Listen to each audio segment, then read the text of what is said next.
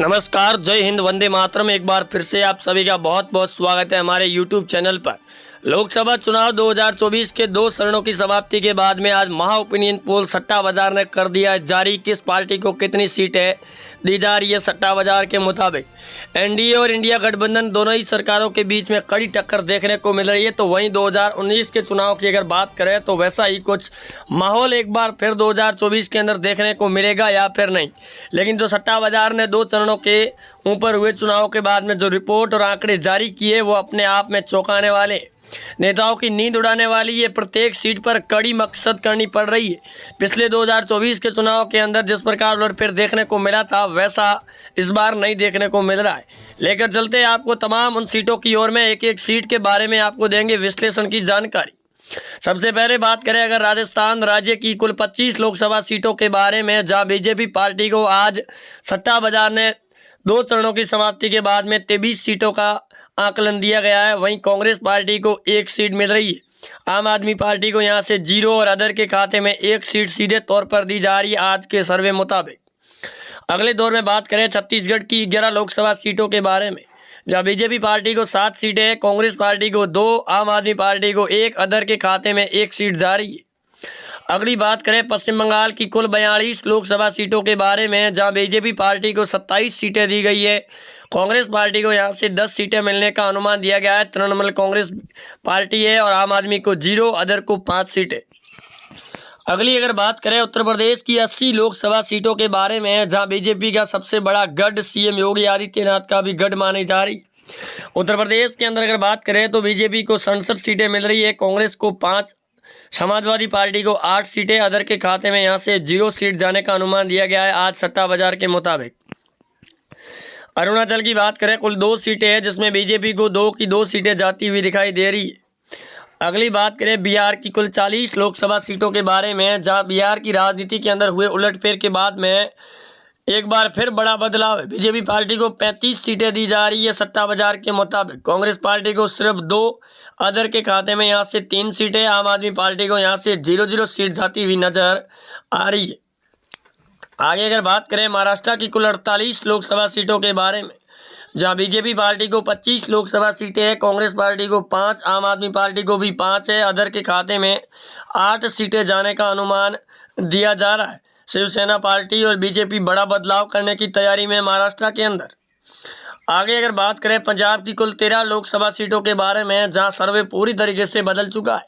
केजरीवाल के जेल जाने के बाद में सर्वे के अंदर हुए बदलाव के बाद भी बीजेपी पार्टी को 3 सीटों का सामना करना पड़ रहा है, कांग्रेस को 2, आम आदमी पार्टी को 7 सीटें, बड़ा प्रभाव जा रहा है।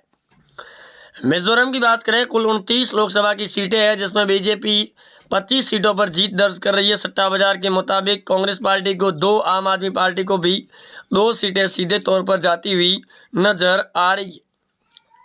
आगे अगर बात करें कर्नाटक की कुल 28 लोकसभा सीटों के बारे में, जहां बीजेपी पार्टी को 19 सीटें, कांग्रेस पार्टी को 5, आम आदमी पार्टी को 0 सीट, अदर के खाते में 4 सीटें मिलने का अनुमान दिया गया है आज के सर्वे ओपिनियन पोल के मुताबिक। अगले दौर में बात करें तेलंगाना की कुल 17 लोकसभा सीटों के बारे में, जहां बीजेपी को 12 सीटें, अदर के खाते में यहां से 5 सीटें, कांग्रेस और आम आदमी पार्टी का यहां से खाता और सुपड़ा साफ है। आगे अगर बात करें सट्टा बाजार की दिल्ली की 7 सीटों के बारे में, तो यहां से बड़ा बदलाव है। दिल्ली के अंदर बीजेपी पार्टी को 5 सीटें लोकसभा की, आम आदमी पार्टी को 2 है। केजरीवाल का जादू चलता हुआ नजर नहीं आ रहा है।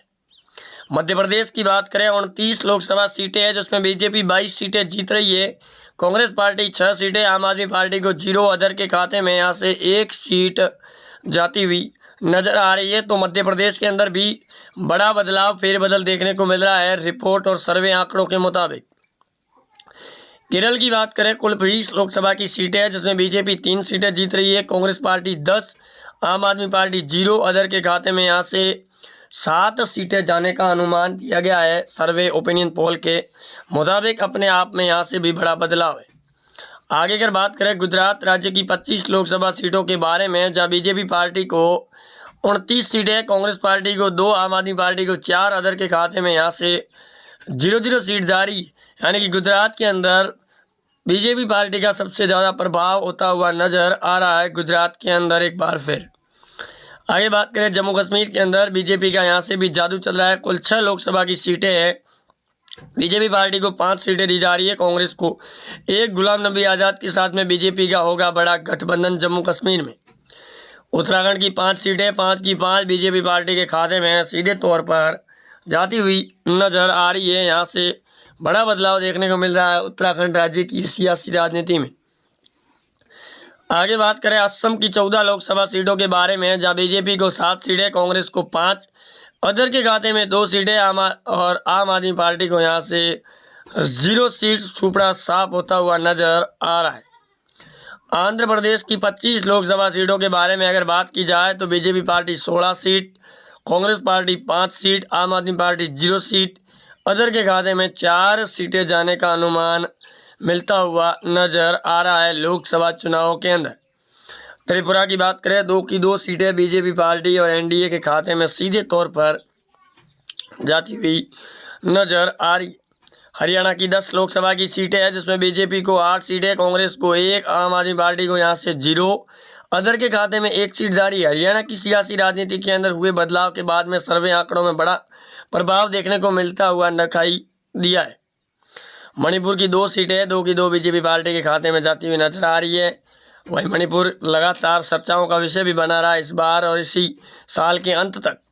ओडिशा की कुल 21 लोकसभा की सीटें, जिसमें बीजेपी को 29 सीटें, कांग्रेस को 1, आम आदमी पार्टी को 0, अदर के खाते में 1 सीट ओडिशा राज्य के अंदर से जाती हुई नजर आ रही है। यहाँ से भी एनडीए को बड़ी बढ़त बनती हुई नजर आ रही है।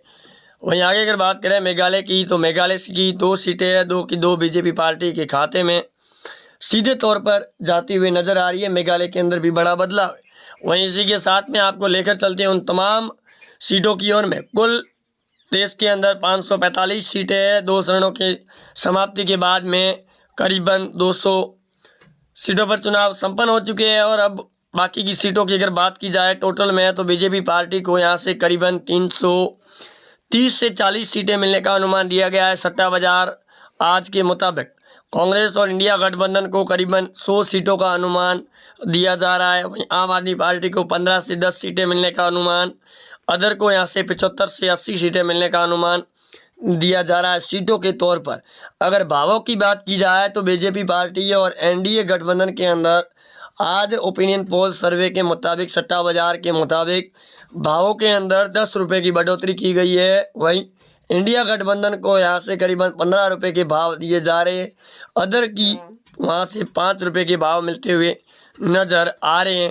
यानी कि साफ तौर पर देखा जाए तो एक बार फिर 2 चरणों की समाप्ति के बाद में सट्टा बाजार ने भी इस बार रिपोर्ट मान ली है कि बीजेपी पार्टी की फिर से सरकार बनने जा रही है देश के अंदर, वो भी बहुमत के साथ में।